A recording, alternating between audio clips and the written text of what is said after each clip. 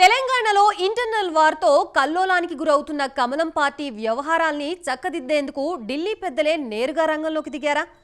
BL సంతోష్తో పాటు మరికొంతమంది నేతలు రాష్ట్రంలో అత్యవసరంగా పర్యటించడం వెనుక కారణాలేంటి? తెలంగాణ నుంచి ఎలాంటి నివేదికలు సేకరించారు? ఇంతకీ వారి టూర్తో తెలంగాణ బీజేపీ గాడిలో పడుతుందా? మరికొంతమంది నేతలు రాష్ట్రంలో అత్యవసరంగా పర్యటించడం వెనుక కారణాలేంటి?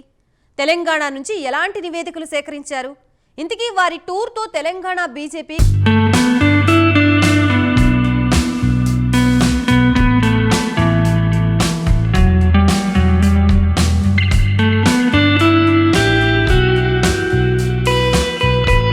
ప్రత్యేక దృష్టి పెట్టింది. నేరుగా ఢిల్లీ పెద్దలే రాష్ట్రంలో పర్యటించి గ్రౌండ్ లెవెల్లో రిపోర్ట్ అడిగి తెలుసుకుంటున్నారు.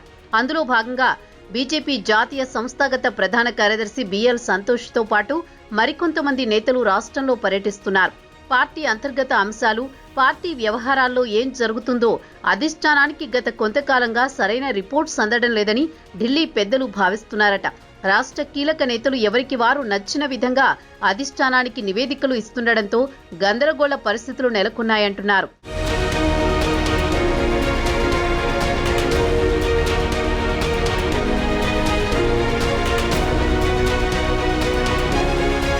వలస నేతలకు తెలంగాణ బీజేపీ పగ్గాలు అప్పగిస్తారనే ప్రచారం జరుగుతున్న నేపథ్యంలో అధ్యక్ష పదవి ఎంపిక విషయంలో ప్రస్తుతం రాష్ట్ర బీజేపీ అధ్యక్షుడిగా ఉన్న కేంద్ర మంత్రి కిషన్ రెడ్డి డబుల్ రోల్ పాత్ర పోషిస్తున్నారనే టాక్ వినిపిస్తోంది. అధ్యక్ష పంచాయతీ పక్కన పెడితే 2028 టార్గెట్ గా తెలంగాణలో రామరాజ్యం తెచ్చేందుకు బలమైన నాయకత్వాన్ని తయారు చేసుకోవాలని ఢిల్లీ పెద్దలు భావిస్తున్నారు.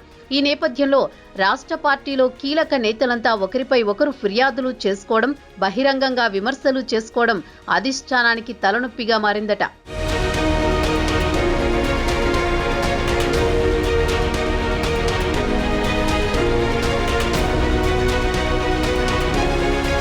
అందుకే పార్లమెంట్ ఎన్నికల తర్వాత పార్టీలో నేతల తీరు, పార్టీ కార్యక్రమాలు, ప్రస్తుత రాష్ట్ర రాజకీయాలపై నేరుగా బిఎల్ సంతోష్ లాంటి ఢిల్లీ పెద్దలు రంగంలోకి దిగి ఆరా తీస్తున్నారట. అంతేకాదు, గెలిచిన 8 అసెంబ్లీ, పార్లమెంటు నియోజకవర్గాలతో పాటు ఓడిపోయిన 9 పార్లమెంటు నియోజకవర్గాలు, అసెంబ్లీ నియోజకవర్గాల్లో ఎలాంటి కార్యక్రమాలు చేశారనే వివరాలను అధిష్టానం సేకరిస్తోందట. ఆ క్రమంలో ఢిల్లీ పెద్దలు రాష్ట్రం వదిలి 2 రోజులు కూడా కాకముందే రాష్ట్ర బీజేపీ పరిస్థితి మళ్లీ యథాతథ స్థితికి చేరుకున్నట్టు కనిపిస్తోంది.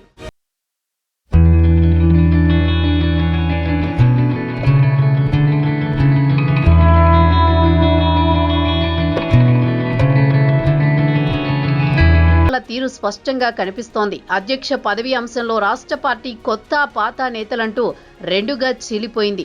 ఇక తాజాగా రాష్ట్ర నాయకత్వం వర్సెస్ గెలిచిన 8 మంది శాసనసభ్యుల మధ్య గ్యాప్ పెరిగింది. అంతేకాదు, ఈ గెలిచిన 8 మంది ఎమ్మెల్యేలు 5 గ్రూపులన్నట్టు వ్యవహరిస్తున్నారు. ఈ అంతర్గత గ్యాప్ వల్లే గత అసెంబ్లీ సమావేశాల్లో సైతం బీజేఎల్పీ ప్రభుత్వాన్ని ఇరుకున పెట్టడంలో విఫలమైందనే వాదనలు వినిపిస్తున్నాయి.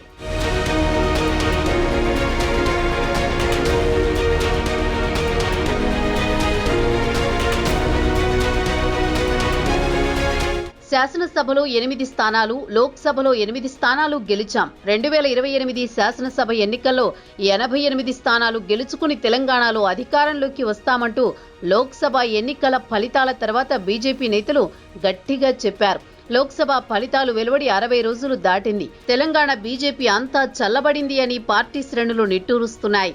పార్టీలో 8 మంది ఎమ్మెల్యేలుంటే ఎవరి గోల వారిదే అన్నట్టుగా పరిస్థితి తయారైంది.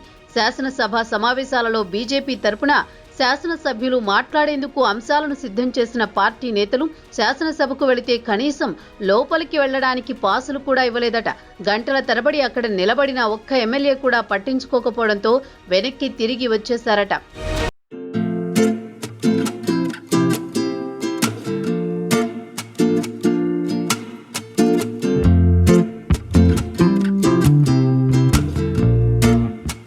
రాష్ట్ర కార్యాలయంలో పార్టీ అధ్యక్షుడు కేంద్ర మంత్రి కిషన్ రెడ్డి నిర్వహించారు. తెలంగాణలో ఉన్న 8 మంది ఎమ్మెల్యేలలో ఒకరు మాత్రమే హాజరు కావడం విశేషం. ఇటీవల గవర్నర్ జిష్ణుదేవ్ వర్మ ప్రమాణ స్వీకారానికి వెళ్లిన ఎమ్మెల్యేలను ఆయన పట్టించుకోలేదట. రాష్ట్ర అధ్యక్షుడిగా ఉన్న కేంద్ర మంత్రి కిషన్ రెడ్డి చొరవ తీసుకుని కనీసం ఎమ్మెల్యేలను గవర్నర్కు పరిచయం చేయకపోవడంతో వీరంతా మనస్తాపానికి గురైనట్లు పార్టీ వర్గాలు చెబుతున్నాయి.